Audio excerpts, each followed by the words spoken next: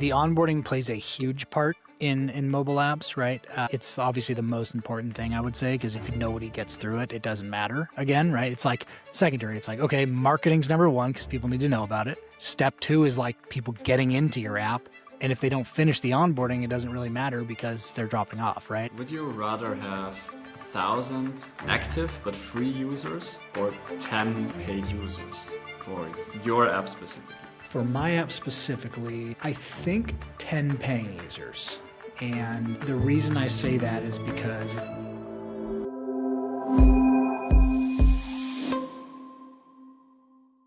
Hello and welcome to the first episode of the Design Lab podcast. In this podcast, I'm inviting founders and product people to learn more about how they design, develop, and launch products. I'm Nick, I'm a designer and founder of Grauberg, a design studio that helps startups to do exactly that, to design their websites, apps, and software. And today with me is Wyatt Feaster. And Wyatt is the founder of Blockwalk, an app that blocks your most distracting apps until you hit your specific step goal. And Wyatt is not only a founder, but he also was a designer for already 10 years for Fortune 500 companies and startups like Etsy. And then transitioned more into a founder role. So I think he's a really interesting character, and I'm happy to have him on the podcast. Welcome, Wyatt. Hey, thanks for having me. I'm excited to be here and talk and share all the insights I can with the audience here. Awesome. Me and Wyatt, we already have been on to live sessions, live podcasts together with Chris. So we already have some practice chatting. But yeah, this time is really about Wyatt, not about anything else, and about how he approaches it. So yeah, pleasure to talk to you. And I would love to talk about Blockwalk and how you approached building it, how you approached designing it, and also why you actually got started with your app. Yeah, for sure. Well, I guess I could start off by maybe talking a little bit about, the background to get to here, because I think that'll help with some of the context too, right? On Blockwalk.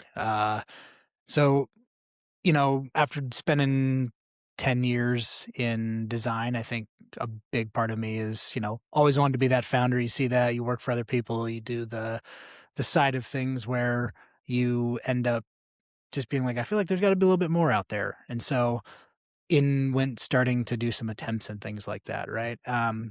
And we can touch a little bit more on kind of the other products in a bit, but I think it is after a couple, multiple kind of failed attempts, you try some things, you do some things.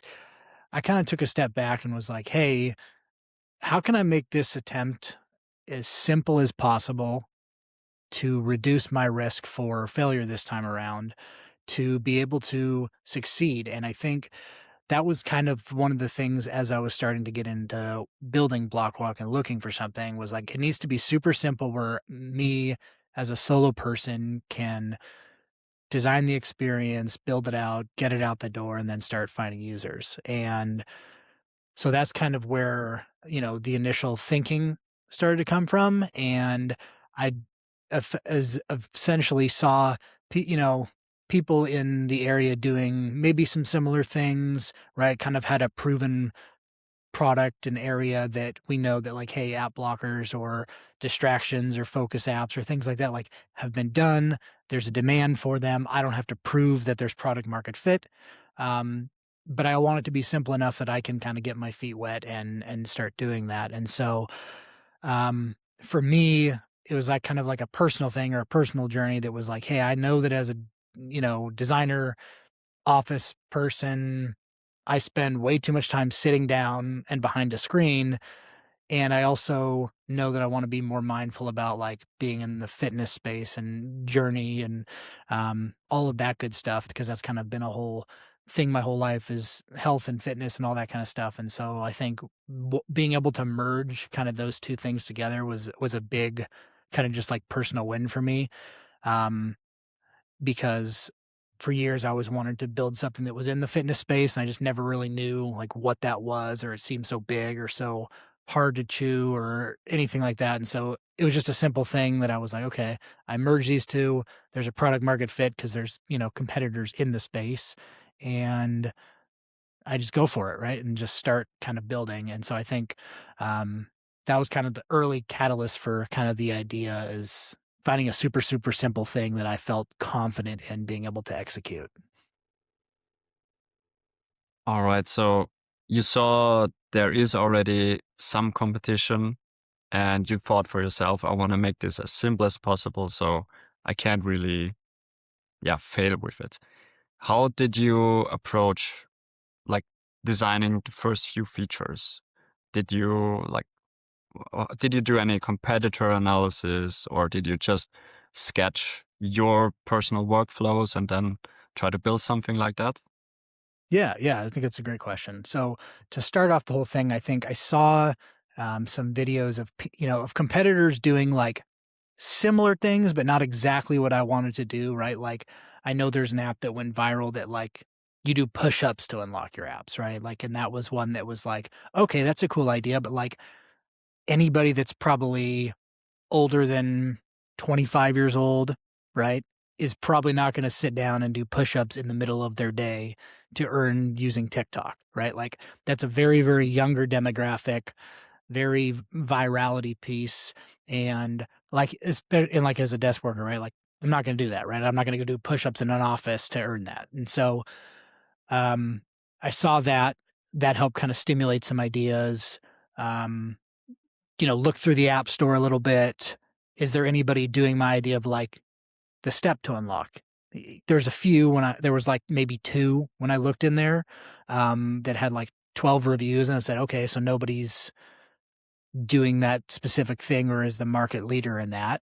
There's the plain app blockers that just block your apps under a certain time, but those don't have like a fitness trigger to them, right? So I saw there being a little bit of that opportunity knowing that like things have been successful in that space, and so it's like a proven thing, and so it's just like carving out your own niche, and so that was kind of the lightweight research that I did to at least be like, "Okay, there's a market for it.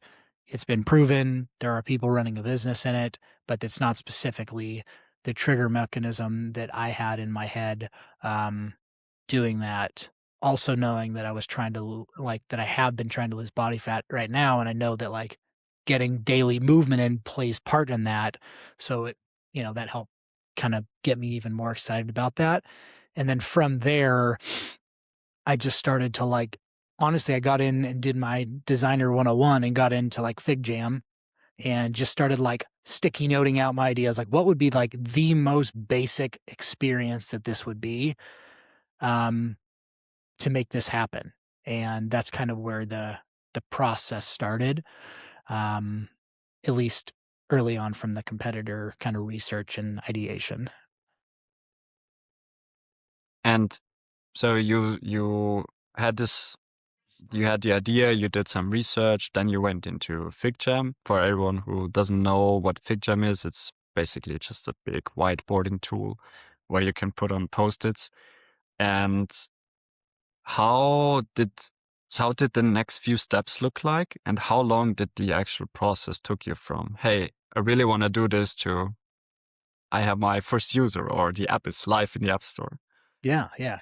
So I think from there, I kind of like intentionally from after past kind of failures, I was like, I spent too much time on design, the architecture, the marketing website, the all of this shit that like doesn't matter.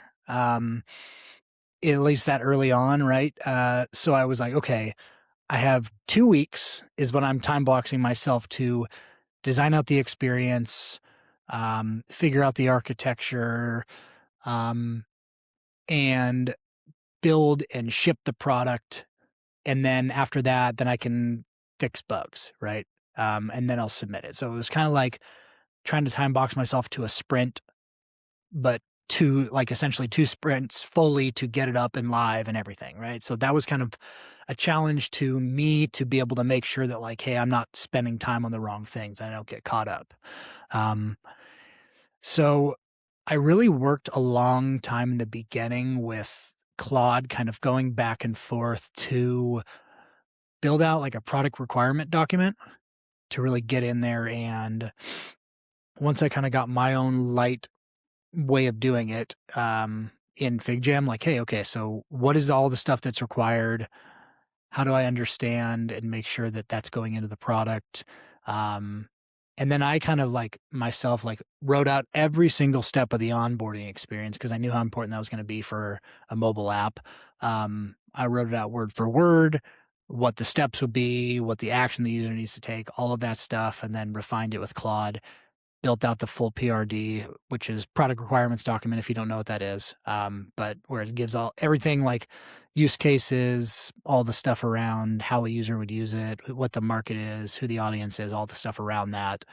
And then was able to then go with Claude and say, okay, I want to go build this thing, right? Here's my basically target and I want to build it with Cursor. And so help me to be able to assume that I know zero about code, that I've never used Cursor before, that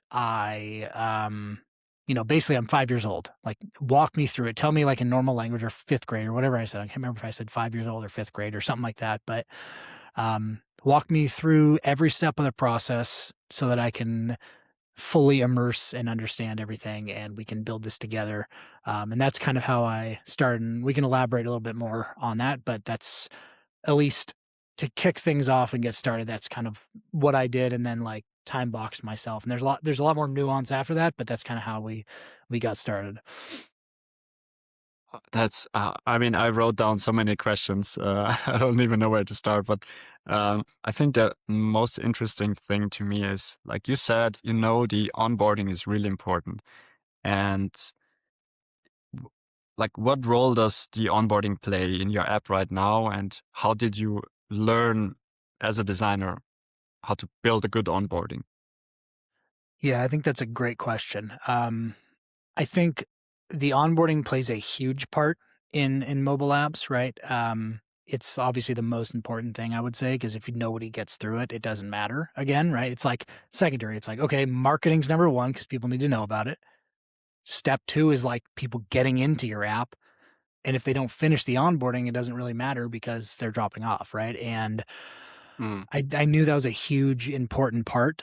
And I know there's a whole bunch of different ways, and I think just from years of seeing so many different onboarding pieces, what makes people drop off an experience, what's asking too much information, understanding people need to build trust, um, knowing that like an app like this, you need them to have a little bit of time sunk cost to be able to, convert.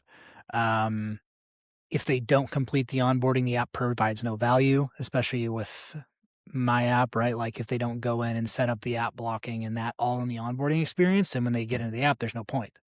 So knowing that like there's some critical things that they need to be able to do to get through um, was really important. Um, and then just trying to understand like some of the human psychology around it, right? Like what's an emotional pull through the onboarding, what makes people feel invested. So for me, a lot of it was like understanding as you go through, like what are people aware of? They're aware of they probably if they've made it to download your app, they're probably aware that like, hey, they spend too much time on their phone. They are aware of this. Um, but what they might not realize is how that correlates directly to time in their life and like compounded over time, right? And so trying to think about that emotional pull because purchasing is an emotional decision.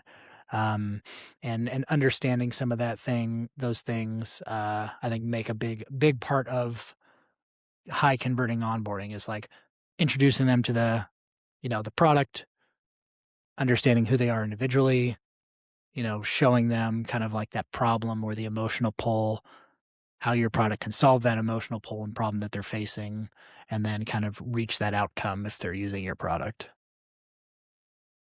Hmm. So, if you could nail it down to like three elements that make or break an onboarding experience, what would you say? I would say first off, it's asking way too much of them up front without providing any value. I would say would be number one, because you will lose people so fast if you immediately ask for everything, but you provide them no value or reason behind it. Um, I would say number two is not setting proper expectations of what they're about to get into. I think that creates a lot of high friction um, on it. And number 3 is man, that's a good question. What would I think number 3 is? Because there's so many things. I think those 2 stick out, um, but I think not feeling personalized to them would be number 3. If it feels too generic, then there's not really then it's like, "Oh, this like, why would I continue down this?" Right? I think that's a big one, especially because of how far software's come, right? Like, if they download their app, they wanna feel like you're talking to them, you're addressing their specific pain point. So I think in my opinion, those would kinda be the 3 for me, which I'm curious, like, kinda ask the question back to you, like, what do you think? Like, what is your you've been designed too and for a long time, like, what's your kinda top 3 of onboarding? Yeah, it's I've seen this especially when it comes to freemium models where you have a longer onboarding compared with like a sales page in the end. If it doesn't feel personalized, you kinda don't really want to invest the time. And there are a lot of apps that like, yeah, I know I need to have this 7-step onboarding, but then they don't do anything with this data in the end, they will lose a lot of trust. And if you do that, that's an immediate red flag for me. The second thing is if people don't even have an onboarding. Hmm. So you get prepared with the marketing, you download the app, and I've talked to a founder who like vibe coded his app, and he was sharing me all the features. The meeting took almost an hour, and uh, in the end, I'm like, it took you an hour to explain a simple app. Imagine what happens if a new user comes into that. So yeah, not having an onboarding is like, of course, not the best. And the third thing is just picking the wrong business model. You have Hmm. the freemium model, you have the hard paywall where you don't get anything until you subscribe. And based on that, you or based on the value of your product, you need to pick the right one. So freemium, of course, if you can allow some features that are free, just to make it annoying enough to have people actually upgrade. And for instance, for AI apps or like apps that actually cost money to run, the hard paywall makes a lot more sense. So I would say those three things when it comes to the apps that I at least designed. Um, yeah, this is what I would suggest. Um, maybe I don't know how you decided on which on which business model Blockwalk decided. Well, what's your experience so far with having the business model set and how you can actually get people to upgrade and pay for Mhm. the app? Yeah, I think that's a good question. I went with I think there's a couple thoughts, right? Like a lot of competitors or apps in the store now that are being successful are doing like the hard paywall, which is kind of what Hmm. I've opted to do. Like Hmm. you go through the time sunk, you do it, you convert on the paywall. Um, and I think that's effective. And I think specifically one of the also reasons why I chose that is um, I just don't see personally as there being a ton of value in giving away a free version of the product for a low ticket cost item. Like, I'm sure you've seen enough, I've seen enough over the years. When you have it takes a lot of energy and time and marketing and campaigns and value proving in the product to convert somebody from a free user to a paid user. And a lot of the times, the people that are free users will never upgrade to a paid version, like a whole bunch. And so for me, I feel like sometimes the effort to reward on a low ticket is not necessarily the same time investment that is worth it. That's just what my gut says, right? And also, if there's others out there in the market doing the same thing, they've found similar results. That's what we opted to do. In past products, I've done the freemium version, right, where you do the free version. Like I found the results like, yeah, it's hard to get people to upgrade, right? Like a lot of people just want to try stuff and then they don't come back. And then it's hard to understand, like, it's harder to get to product market fit. It's harder to understand, like, who is the people that actually would pay for your product. There are a lot of them are lurkers or lookers. And like, that becomes really challenging and frustrating, especially as a solo founder. Um, you find out that a lot of people are nice to have and not must have, right? Your product is nice to have, but not a must have for them, or it's not really changing the thing. And I think that's kind of one of the also the kind of the decisions, right, around that, of why, yeah, why I went that direction. I think higher ticket makes sense for premium though, like freemium model. I think if you have a higher ticket cost, then a lot of that makes sense, or a limited amount. Yeah, Okay, I have a question for you. Would you rather have 1,000 active but free users or 10 paid users for your app specifically? for my app specifically, I think 10 paying users. And Hmm. the reason I say that is because if it's 10 paying users, I can, assuming they purchase like an annual plan, I can use that money towards testing marketing spend or testing an ad or seeing like what kind of things resonate. But if I have 1,000 paying users, if even what 1% of those converts of 1,000 paying users, that's 100. But I also doesn't give me a signal necessarily of who, like, I don't know. I feel like it's like a lot of work to try to convert people to that. Um, And I think people are not as invested if it's a free version. I'll put it that way. Like the quality of user and data and buy-in that you get from your users free versus a paid is very different. People are more incentivized to give you feedback, to see the product succeed, to spread the word about something if they're paying for it. Right? Versus like a they're probably not even going to mention something to their friend. They're like, oh, yeah, whatever. But if they're using it and they're like thoroughly invested because they purchased it, they're probably going to share in longer term that pays off, even if not near term. Yeah, I totally have to agree. I just thought about it. Um, when the moment I started using the pro version of Whisperflow, like this voice recording app, I was like, yeah, I use it so much, you should use it too. I even have the pro version. Yeah. So you talk about it a lot more actually if you're paying for something. Yeah. Cause you're invested in That's it. a good Right. And point. then the second Yeah. that, like, and I don't know if it's the same for you, but I noticed like if I cancel my paid version, I don't talk about it as much. Like I've done that. I Yeah, noticed that, right? Like for a long time, I used Loom and I was paying for it and I just haven't had as much need for it, and so I just have stopped talking about it as much. Not by, like, just purposefully doing it, just because, like, it's not in my day-to-day as much, or I don't think about it as much, and so, like, naturally, you just don't talk about it as much because of that, and I think that's probably, like, an underrated thing. It's like, maybe you can't draw dollars to dollars with that, but, like, that's definitely just, like, one of those gut instinct things that, like, people will talk about it more if they're invested in it. totally. All right.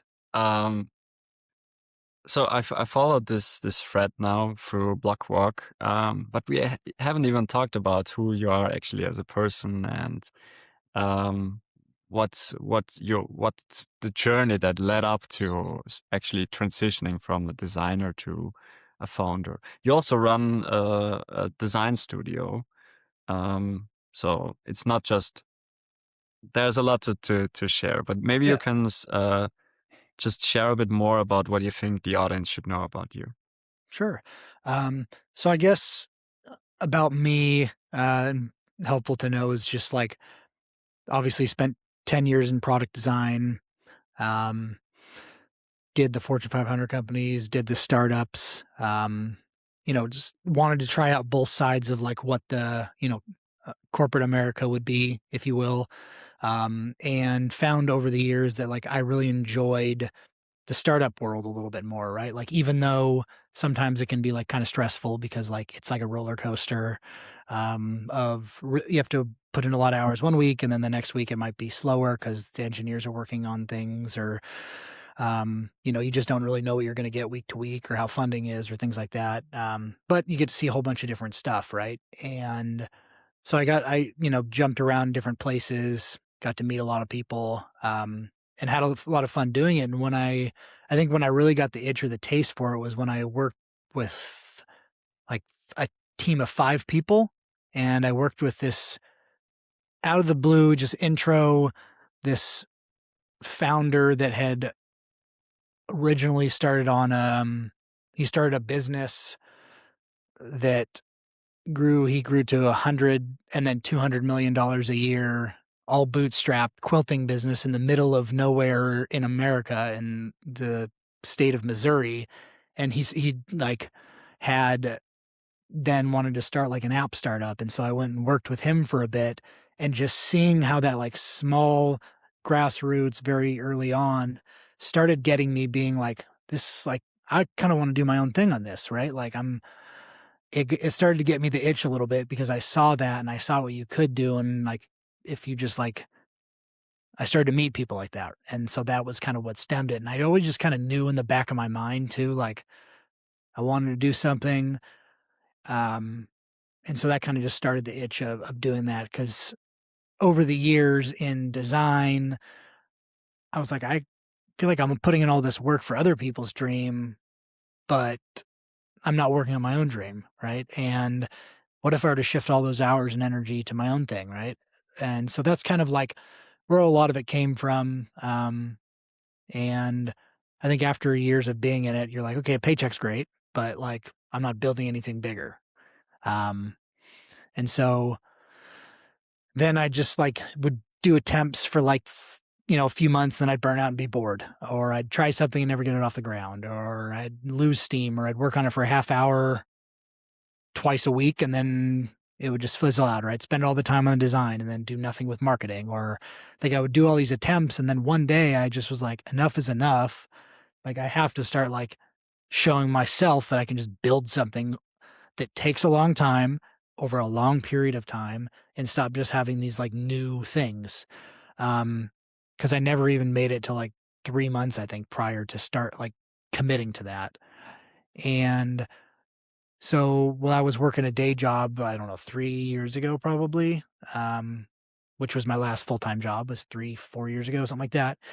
I just was like, all right, every single day before work, I'm going to get up and I'm going to give myself, I have to do one thing on this side project.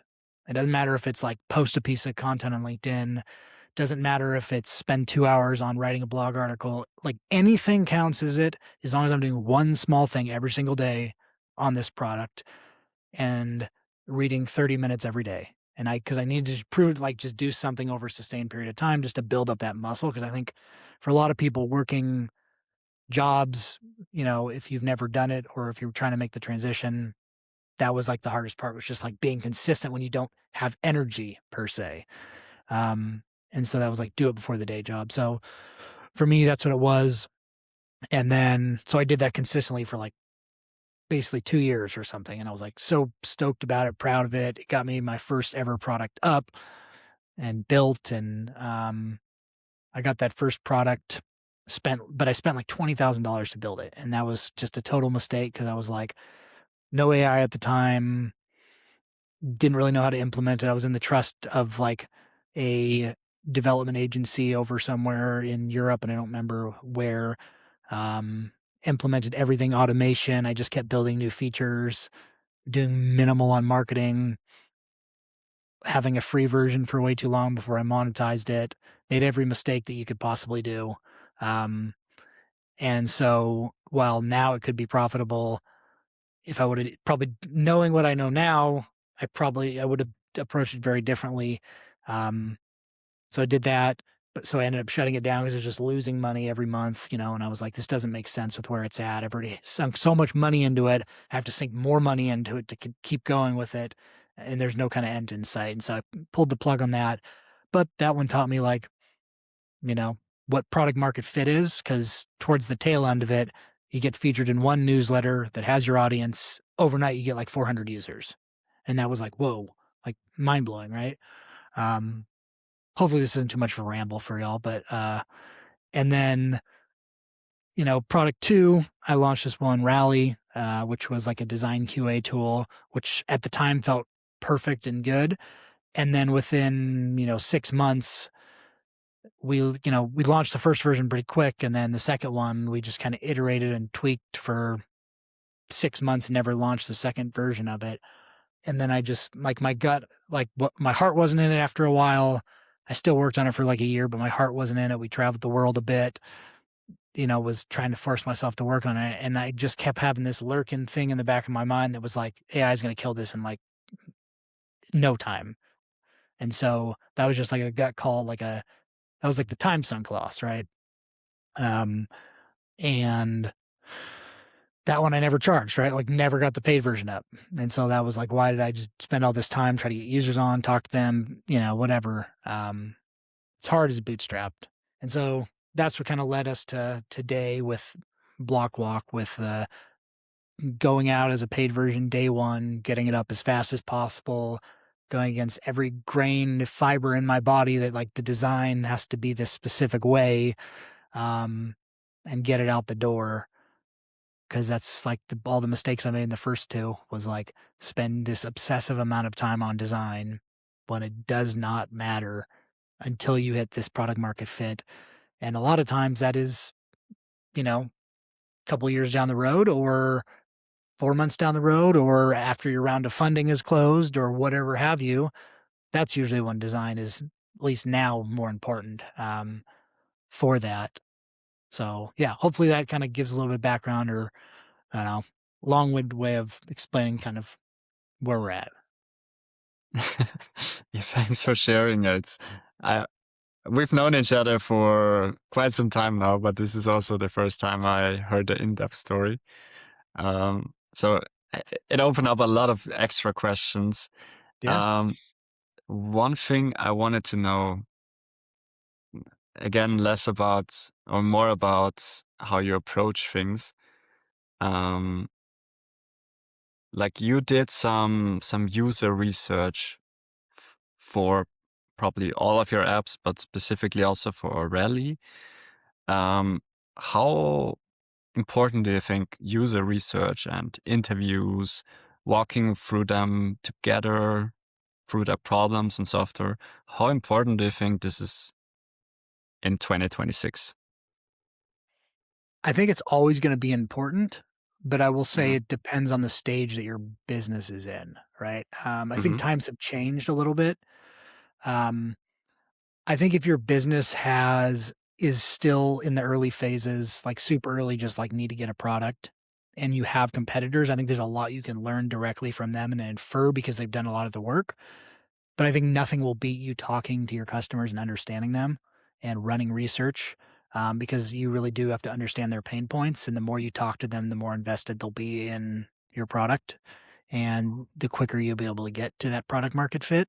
So I think like I don't think you should ever dismiss it out the door, but I think there are a lot of design and patterns and um, usability things out there that have been solved, and a lot of them you don't have to user test. But what I do think is important is running, um, like just research with your target customers, like understanding what their pain points are, understanding what's their day-to-day frustrations, how they're using your product, what workarounds are they doing with your product that maybe your product isn't solving exactly what they need, but they're jumping through two other hoops to reach this solution just to use your product or something, right? Like, I think understanding some of those things is really important. Discovery, right? Like, if there's like a gut thing that you think, hey, implementing this into our product will help us drive up this key metric, like, don't just implement it and then give it to people. Like, go understand and uncover those parts of your product and understand, like, try to uncover from them, like, why do you think that piece of like adding that feature is going to drive up those metrics? And like digging deeper behind the root cause or the pain points rather than just like ship the thing and get it out the door. Um, that's kind of my take on it. I think it's all kind of like situational and depending on where you're at as a product as a whole. But I don't. Yeah, it's very important. All to be said, it's very important. It's just use it strategically. Don't just test for the sake of testing. Yeah, that's a good point. Like I'm also a designer, but also try to be a businessman. And when I have one customer, for instance, they sell to enterprise, and they basically do all of their user research just as a sales call. Hmm. So they meet new people, they present features they don't even have yet, and just try to figure out where is actually the pain point, how they can serve them. I wonder if that's also an approach for B2C, where instead of running user interviews, you just try to book them on a call on the annual plan by figuring out what their pain points are. I don't know if anyone has tried that yet, but what do you think about that? Yeah, I think that's business. Yeah, B2C is definitely a different ballpark. I think you can get what I've learned because I've definitely done research for like, enterprise, and I've done research for business to consumers and a lot of my career has been consumer facing apps. And what I've learned about that is like, it's a lot harder to get people on a call to give feedback as a consumer unless they're incentivized with money. Like we used to, like at any place I've done, they always had to give like a $50 gift card to something, or they'd get paid for it, or we have to use like a third party like usertesting.com that we'd pay to get people in because consumers are a lot less likely to do it. Um, because the ticket's just not high enough for them. They don't want to devote 30, they pay $12 a month. The chances of them even to go and give feedback on something for that are lower, right? So that's a lot more challenging. But when you do it, like, yeah, it's just get them in and show them like a prototype, show them here's what we're thinking about doing. Um, what's your gut reaction to these things? Like, and just making sure you don't lead them. I think that's one of the problems with those sales calls, like you said, like a lot of times is like salespeople are not user researchers, right? And they're not people that like maybe think about it in that way. Like they're trying to get research to make the sale. It's a very different mindset versus something else like that. And so a lot of times, like if you're like, do you like this? Like that's not going to get you the outcome of the information about your product that you want. You're like, walk me through. Like, can you talk me through an experience that you did this, or what? Do you remember like why was that frustrating, or like what? Is there anything where you ran into a roadblock, or is there any workarounds that you're doing right now? Like that's one of my favorite ones just on calls to do is like, is there anything you're kind of doing a workaround with to make sure that you can use our app or our software properly? Because there's a lot of times like they're doing some weird jump through hoop to be able to get your product to do what they want it to do, but they'll never specifically tell you that unless you kind of allude to that. So I think it's just very different mindsets of talking to consumers. That's why I actually think like sometimes the consumer side of things is like data and screen recordings are sometimes more truthful in pointing you in the right direction sometimes because they're not as leading, right? Like what people say versus what people do is very different. How have you balanced that in like either Blockwalk or previous endeavors like qualitative versus quantitative research? Yeah, I think I always make sure we have both if we can.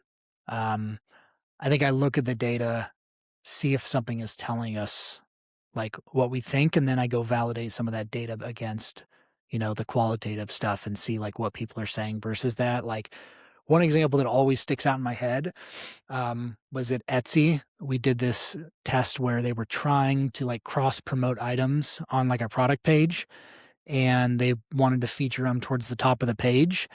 And so we ran all these user tests, and uh, everybody would be like, I hate that that is at the top. Like, I want to see my product first. And it annoyed them. They didn't like seeing it. Every single time we ran it, um, they would always say that. Like, it's distracting to have like a banner of recommended items before you see the product that you actually want to see. But then anytime they would move it to anywhere else on the page, sales would tank. And so it didn't matter how much people would say that, it always converted better. It always drove up company business. And so that was one of those things like people say they don't like it, but then they engage with it more, which leads to more purchases. And so that's one of the things like you do have to kind of follow the data. Even if people are telling you one thing, you have to like match and track those two things together.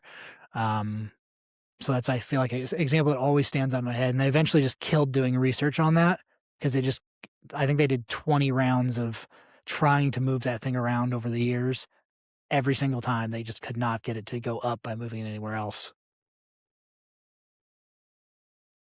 Yeah, that's a great take. I understand that.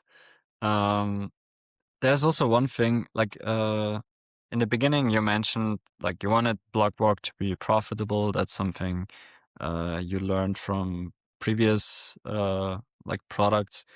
How did you approach that? Like getting your first paying customer and also making sure it's like profitable, not investing like hundreds, thousands of dollars into marketing. How did you approach that? Yeah, I think that's a great question.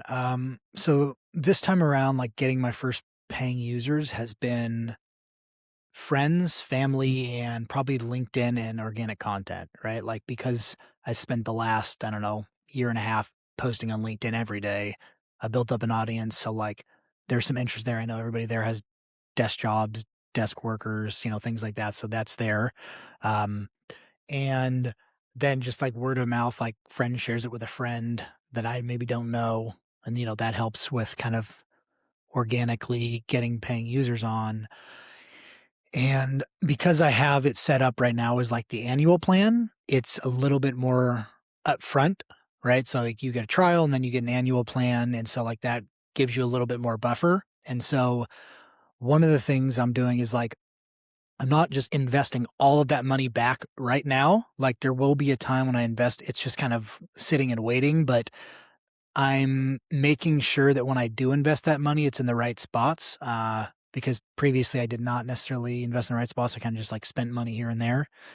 Um, because I heard this thing from, I think it's probably some podcasts, and I heard it from Gary Vee a long time ago that was like, there's no sense in like dumping money into like paid ads or marketing when you don't even know if those are going to work. Then you're just going to burn cash when you don't know if the message or the ad resonates. Because it could be to the right audience. It's just not resonating because it's poorly built. And so the recommendation was always like, create organic content. And then when that content starts doing good and that starts driving a little bit of conversion, then you can put paid dollars behind it. And so that's kind of the way I've been looking at starting to approach it is like test out a bunch of organic formats when one goes viral or one resonates or one really drives a lot of downloads and conversion rates. Then I'll take that money that I've made from, the slow trickle of referral annual passes, and then I'll put money into that. And as long as more money comes back than I spent on the ad, then that's a successful campaign. I'll put more and more money behind it, at least on the organic side. And then the other one is just like trying different platforms or angles of spreading the the word about it, right? So whether that's Reddit groups, Facebook groups, um, whether that's getting featured in newsletters, which is an angle I'll probably try, like finding like, spaces in that to spread the word.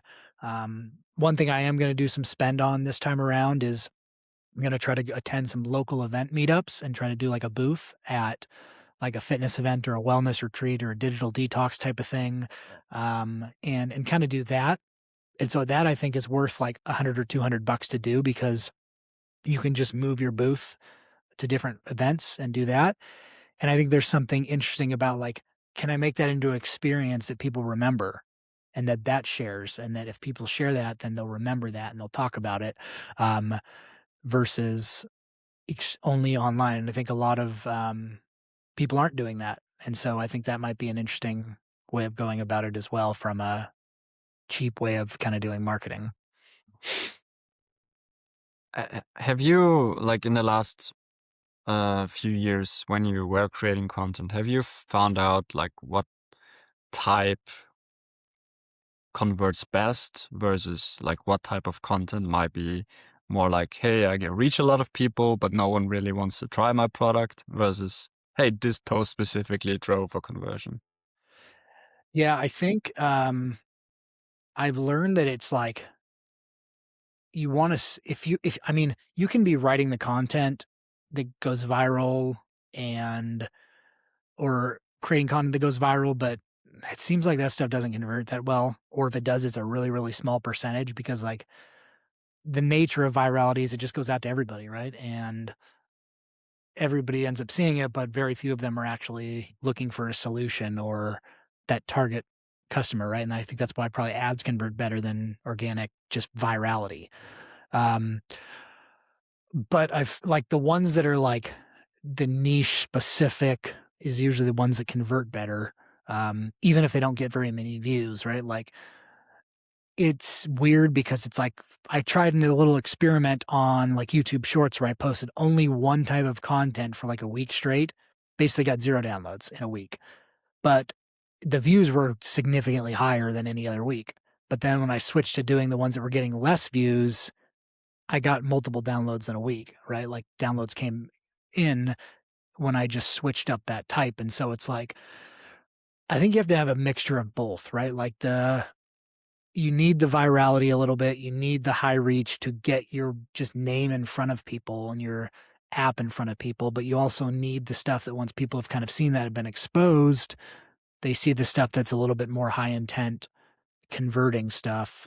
Um, and yeah, I think that's kind of how well, at least what I've noticed. And I think that kind of also hits home my point of getting featured in a newsletter like a while back, like literally woke up overnight to 300 or whatever people that had like converted and down like joined my email platform, which did end up leading to paying users at the time. Um, and it was an accident, but it showed me like getting in front of the right people, very targeted, will convert better than anything else.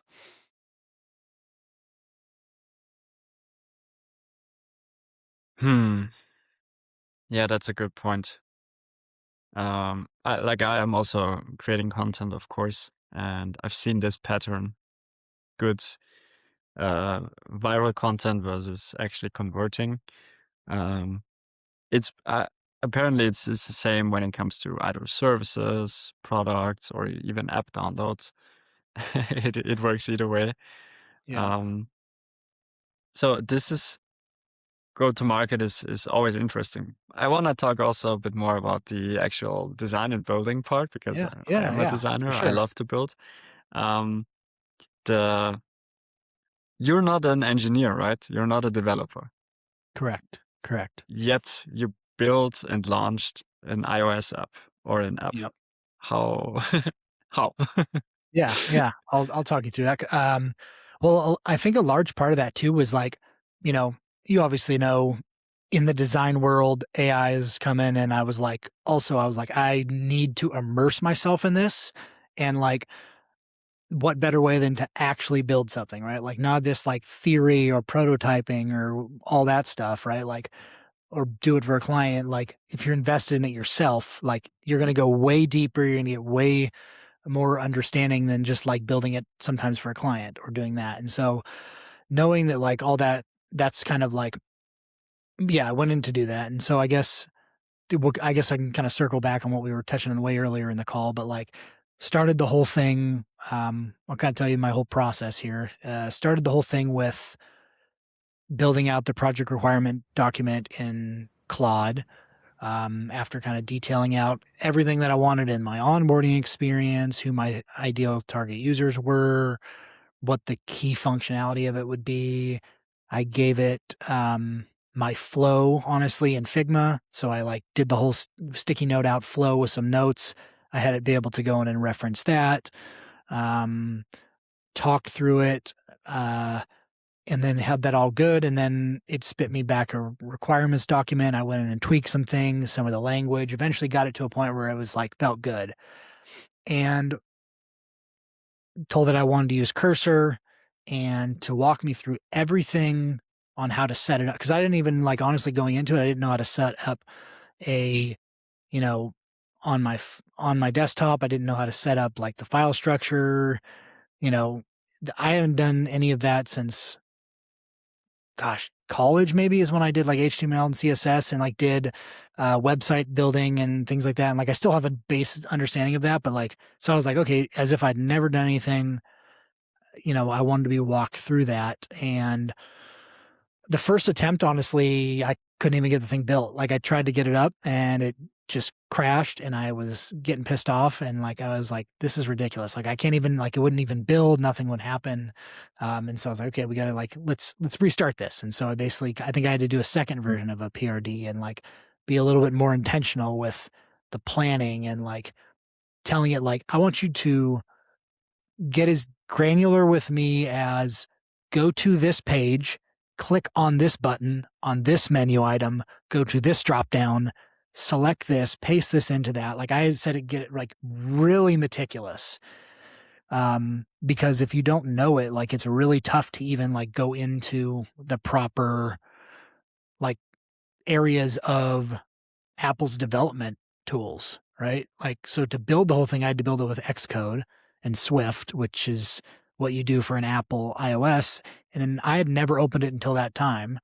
And so I even had to have Claude, like, I need you to walk me through, like, what do I need? Like, what do I download? What do I, like, how do I set up a file? Like, what things do I link? What's all the stuff? And so having to have it super, super meticulous was important. And like, how do I kick it off with Cursor? Um, and eventually I had Cursor kind of take over all that stuff, right? So I think eventually I went into Cursor just directly and said, here's the PRD, here's what I'm trying to build. Um, Explained as much context as I could. And then I said, now I want to go screen by screen, one screen at a time, and let's build out this experience, and let's start with the first page of the welcome experience and do that. And so I think I designed in Figma 3 screens, maybe 5, to get the general design direction, but I intentionally was like, I am not going to spend all the time building out every single screen, every single edge case, because I don't think it's necessary. And I also want to see what kind of limits we can get with Cursor, right? And with these AI tools, like how good are they?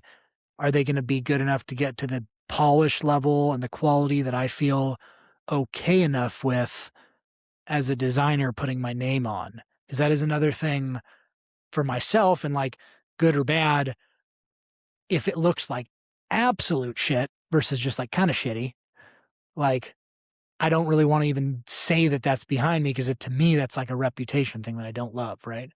Um, so it's got to have a balance. So I was curious about some of that stuff. And so that's what I did. So I basically went into Cursor and gave it all the documentation, all the information, and then connected the Figma MCP, which is like how you connect Cursor to Figma. Turned it on in Cursor. I think it's like 1 or 2 steps of validation. It's super easy. And then I said, okay, great. Copy link to that Figma specific screen. And I said, let's start with this onboarding screen and build this out, this welcome screen. And then I moved into the next screen. And then I just talked back and forth with it to tweak something, and to fix the spacing here and there if it was like, to update the stuff. And then would say, okay, now let's continue down do the next screen. I just kind of went screen by screen all the way through until until kind of every step in my onboarding process was complete. And then, if something, once kind of all that foundational stuff was built, then if something looked like garbage, then I went, okay, now I'm going to update this in Figma, go back into Cursor and say, I want to update this one specific screen. Here's the Figma screen to reference, update it to match it exactly 1-to-1, and then would talk with it. And so I kind of worked backwards that way to work with building it for getting through everything. And then I would say, okay, now let's make a plan to implement the back end, right? And so we would go through, and then I would have it update all the stuff, talk back and forth with Cursor a bunch. And I did most of it in um, auto mode on Cursor, unless I'd run into like endless loops, and then I'd have to try out different models, because that sometimes got really annoying. And then honestly, the hardest part was getting it submitted to the App Store. And that I think it took 7 times of rejections, or 5. It was something up there. and gosh, what else was there? Connecting just like the right names of files to Apple, to this, to the accounts, to paying for a developer. There's just so much that goes into that stuff. And like I had basically just like Cursor tell me once I got in there everything to do.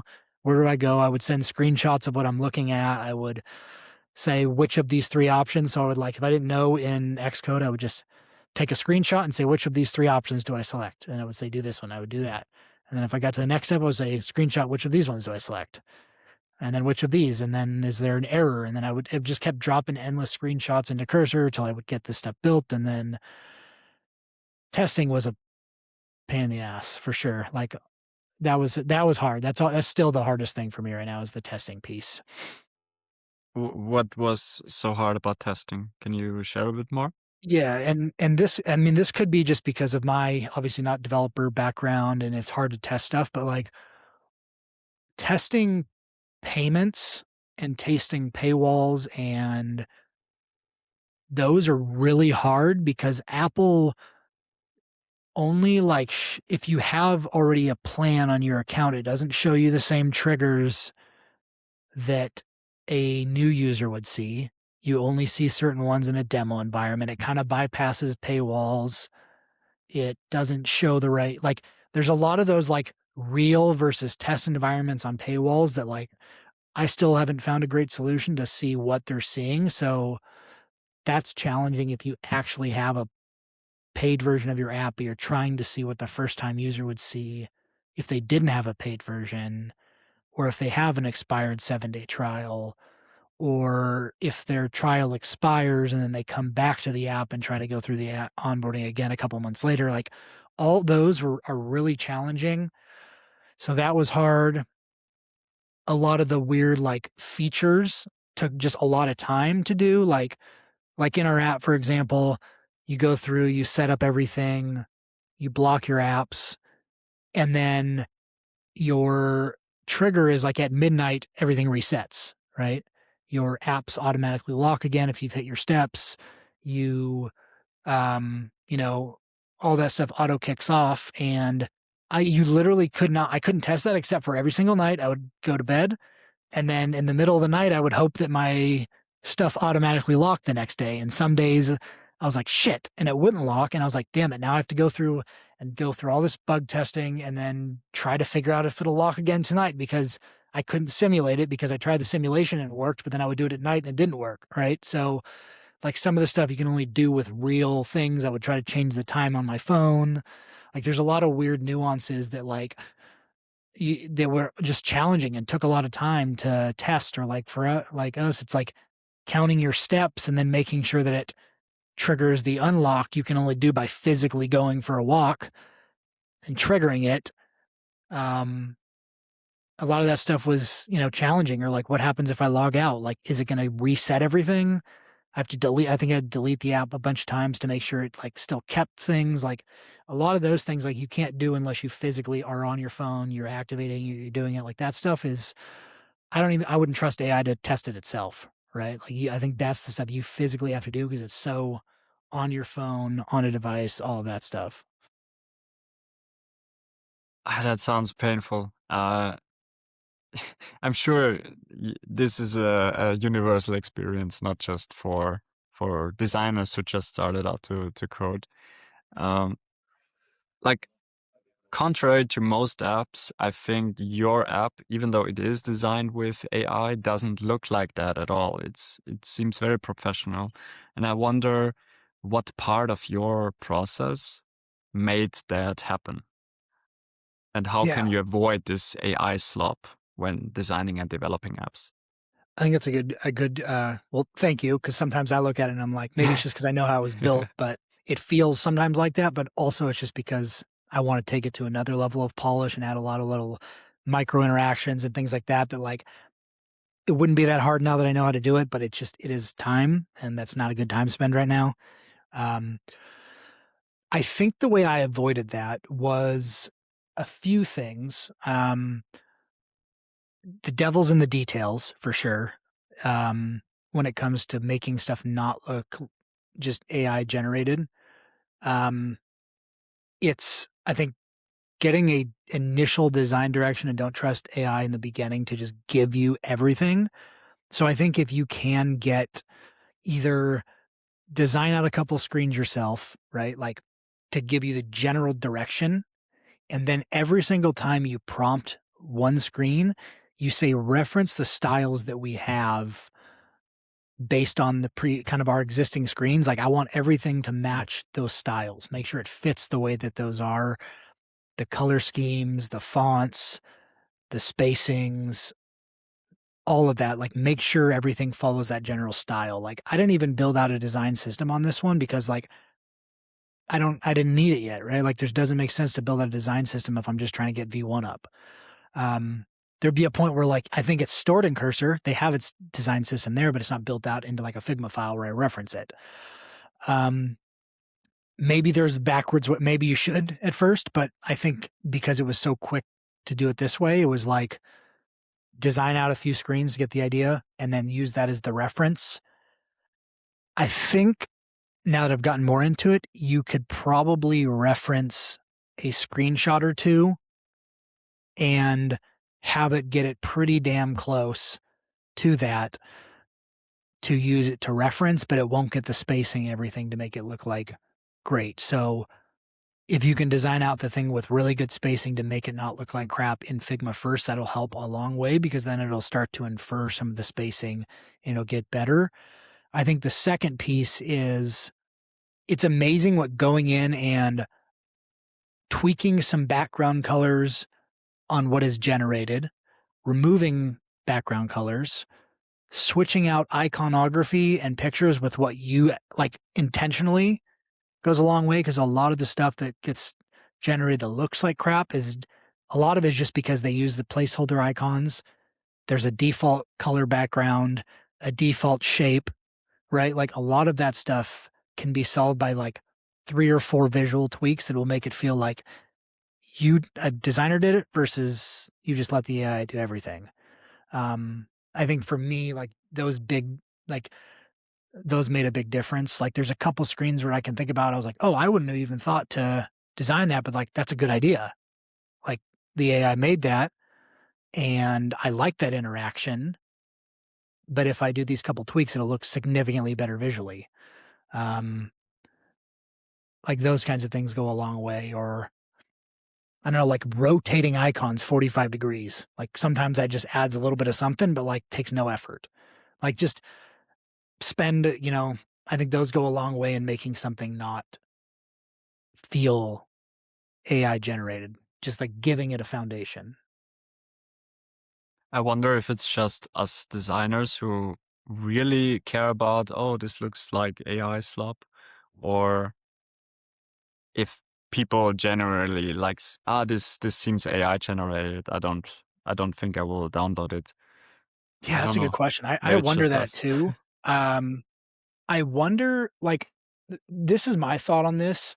And maybe I'm wrong, but like my guess is that in a few years there will be this, and maybe not a few years. Maybe it's gets so good that that's not the case, but there will be, you know how like you see a website or you did at one point from like felt like it was built in the early 2000s and like you're like I wouldn't trust anything on that. Maybe it's like a government website or something, right? You're like I don't trust putting my information into that. I think that's is going to become an AI website in the future. I think there's going to be a point where all those websites that were considered like those 2000s websites are going to be like start to become so noticeable that people aren't going to trust them because they just all look like that. And that's going to become like the new 2000 style website, the really old school ones because they're there. Um, and so maybe there will be a point to that, or people will be like, oh, if websites look like that, then I just assume they're going to be broken or they don't work as well. And so the trust level of those, I think, is going to be lower versus like a higher polish one. I think is going to have more trust from humans. But that's my thought about it as a designer. Is I think like trust level is where AI versus not. Um, but maybe yeah, maybe that is just us as designers noticing that. It's hard to say. Like, because I'm also wondering, especially when it comes to apps, like, is this just a guy who tried out something for a weekend and launched it? Or is there actually like, do they want to make it good? Does it make sense to start using this tool? Because the one thing I hate is getting invested into tools and then they either get bought or discontinued.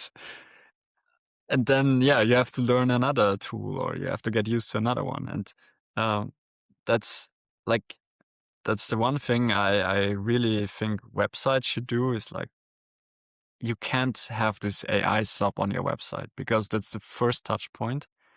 And if it looks like AI, people are not going to trust you. That's just a hard reality. So, especially when every website looks like built with AI, if you just Yeah. put on 5% more effort, you're going to stand out immediately.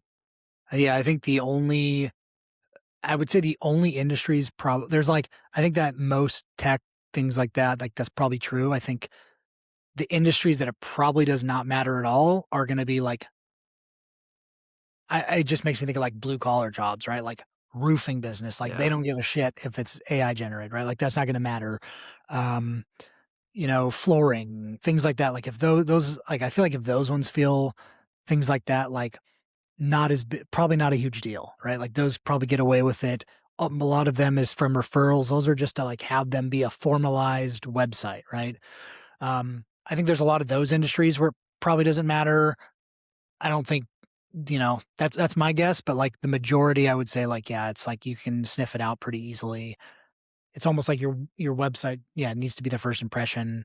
And then if your product is AI generated, that's not as big of a deal. If you got people in the product and they're using it and you continually iterate it, as long as things works. Like, yeah, I think there's a use case for everything, but the front facing website on most industries, like, yeah, it's definitely a trust killer.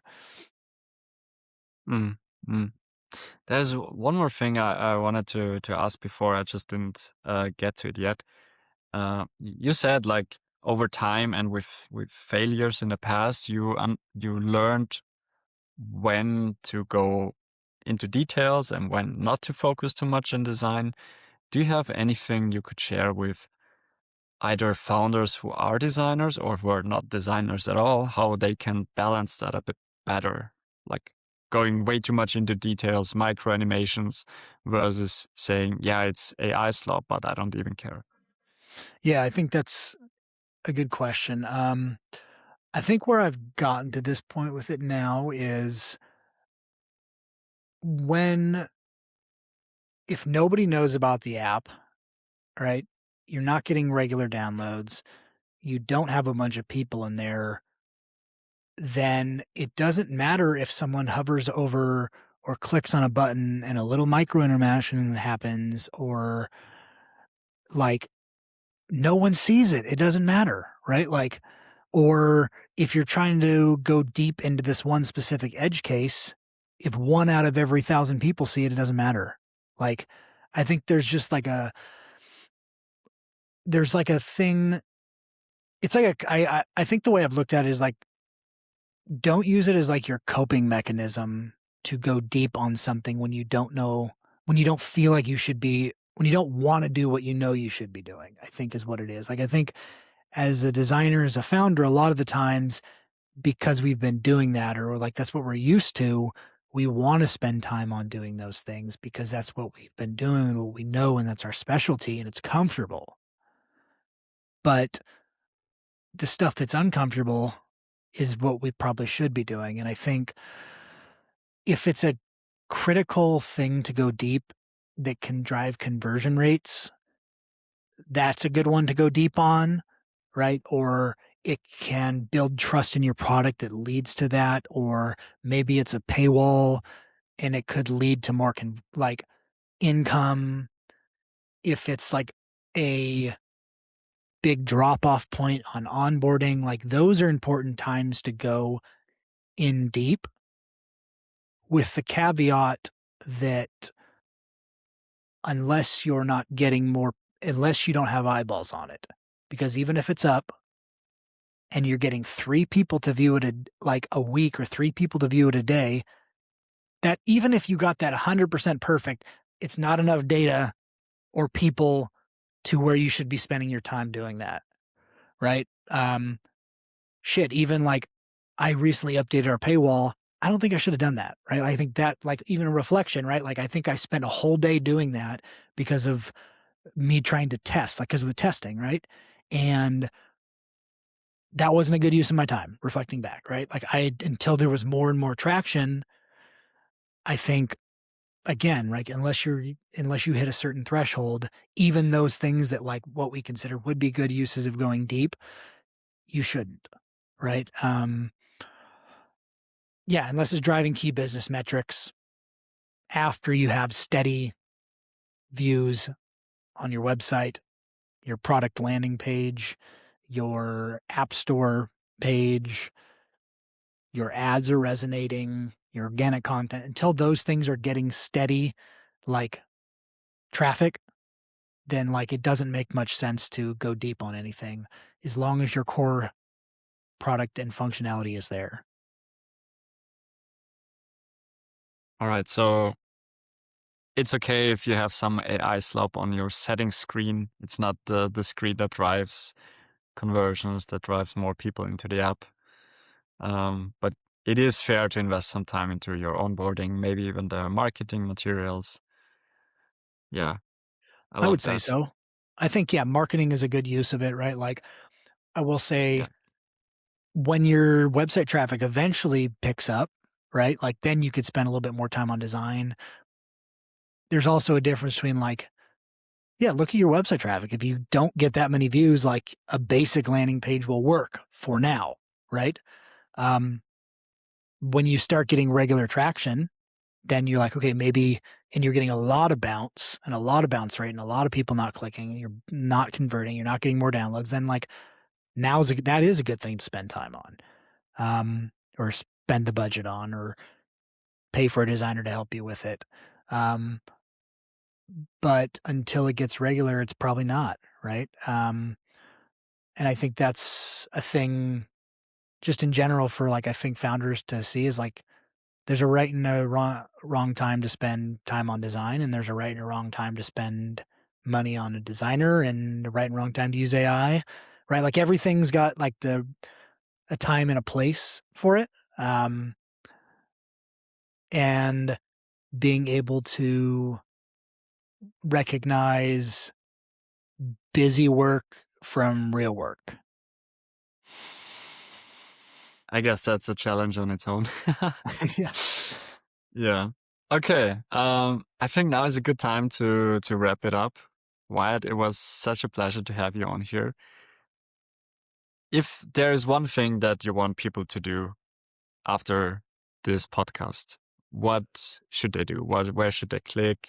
I will, of course, put a link somewhere, but what do you want people to do?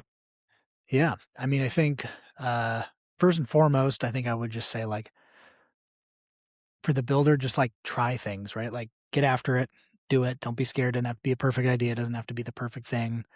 Um, and then, yeah, if you spend too much time on your phone, go check out Blockwalk, give it a download, um, you know, and see if it helps you. And would love feedback from people.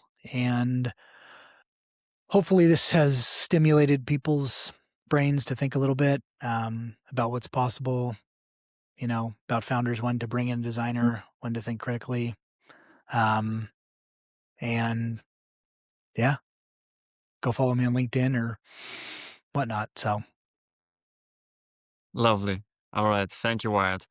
This was the first episode of the Design Led podcast. A bit scrappy, and I know we can improve it. So if you're listening until now, let me know what you think. Let me know how we can improve it. As a designer, I'm always asking for feedback, as you should too. So I'd love to hear your thoughts and who I should invite next. What should we talk about? I would love to keep learning from what is interesting to you as well. That being said, I hope I see you in the next episode. And yeah, have a good evening. Bye bye.